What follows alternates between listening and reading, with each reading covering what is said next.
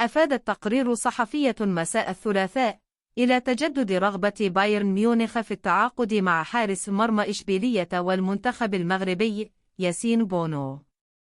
ويقدم بونو مستويات مذهلة مع فريقه الأندلسي، وكان واحدا من نجوم المنتخب المغربي الذي احتل المركز الرابع في نهائيات كأس العالم 2022 التي أقيمت في قطر.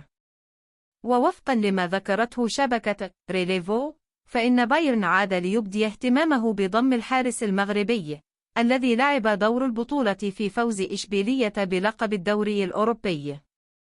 وأضافت الشبكة أن تجدد رغبة بايرن في الحصول على خدمات بونو يعود إلى اقترب رحيل حارس مرماه الدولي السويسري يان سومير.